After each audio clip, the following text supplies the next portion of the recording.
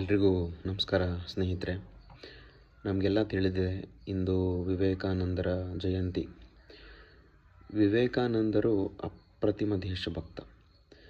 ವಿವೇಕಾನಂದರು 3 ವರ್ಷ ವಿದೇಶಿ ಪ್ರವಾಸ ಮುಗಿಸಿ ಲಂಡನ್ನಿಂದ ಭಾರತಕ್ಕೆ ಬರಬೇಕಾದ್ರೆ ಒಬ್ಬ ವಿದೇಶಿ ಪ್ರಜೆ ಕೇಳ್ತಾನಂತೆ ವಿವೇಕಾನಂದರನ್ನ, 3 ವರ್ಷ ಒಂದು ಅದ್ಭುತವಾದ ದೇಶಗಳಲ್ಲಿ, ಸೌಕರ್ಯ ಇರುವಂಥ ದೇಶಗಳಲ್ಲಿ, ಶಕ್ತಿಯುತವಾದ ದೇಶಗಳಲ್ಲಿ ಇದ್ದೀರಾ, ವಾಪಸ್ ಹೋಗ್ತಾ ಇದ್ದೀರಾ, ನಿಮ್ಮ ದೇಶನ, ನಿಮ್ಮ ಭಾರತನ ನೀವು ಹೇಗೆ ಇಷ್ಟಪಡ್ತೀರ ಇವಾಗ ಅಂತ ಕೇಳ್ತಾರೆ.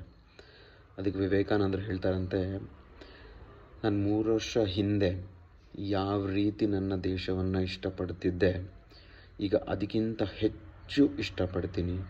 ನನ್ನ ದೇಶದ ಧೂಳು, ನನ್ನ ದೇಶದ ಗಾಳಿ, ನನ್ನ ದೇಶದ ನೆಲ ನನಗೆ ಈಗ ದೇವ್ರ ಥರ ಕಾಣ್ತಾ ಇದೆ.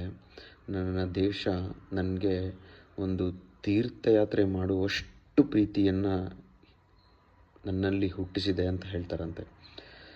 ಅಂದರೆ ವಿವೇಕಾನಂದರಿಗೆ ಆ ಯಾವುದೇ ಸೌಕರ್ಯಗಳು, ಯಾವುದೇ ಶಕ್ತಿ ತನ್ನ ದೇಶಕ್ಕಿಂತ, ತನ್ನ ಭಾರತಕ್ಕಿಂತ, ತನ್ನ ಭಾರತ ಮಾತೆಗಿಂತ ಹೆಚ್ಚು ಅಂತ ಅನ್ನಿಸ್ಲಿಲ್ಲ. ಅವರು ಈ 4 ವಿಷಯಗಳನ್ನು ಹೇಳ್ತಾರೆ ದೇಶ ಕಟ್ಟೋದ್ರ ಬಗ್ಗೆ.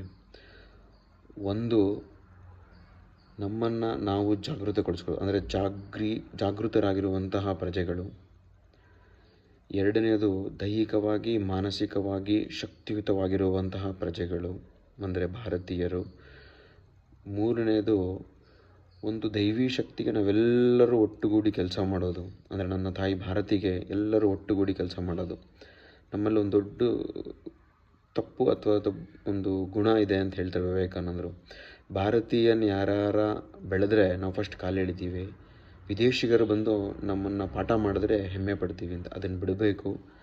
ನಮ್ಮ ಇತಿಹಾಸ, ನಮ್ಮ ಶಕ್ತಿ, ಭಾರತದ ಒಂದು ಅದ್ಭುತವಾದ ಪರಂಪರೆ ಬಗ್ಗೆ ಓದಿ ನಾವು ಹೆಮ್ಮೆ ಪಡಬೇಕು.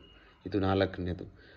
ಒಂದು ಸದೃಢವಾದ ಭಾರತ ಕಟ್ಟಲಿಕ್ಕೆ ಈ 4 ಅಂಶಗಳನ್ನು ನಾವು ಅಳವಡಿಸ್ಕೊಳ್ಳೋಣ. ನಮ್ಮ ಕೈಲಾದ ಸೇವೆಯನ್ನು ಭಾರತ ಮಾತೆಗೆ ಮಾಡೋಣ. ದೊಡ್ಡದು ಚಿಕ್ಕದು ಅನ್ನೋ ಸೇವೆ ಇರಲ್ಲ, ಒಂದು ಸಣ್ಣ ಕಾನೂನು ಪರಿಪಾಲನೆಯೂ ಸೇವೆ. ಎಲ್ಲರಿಗೂ ನಮಸ್ಕಾರ.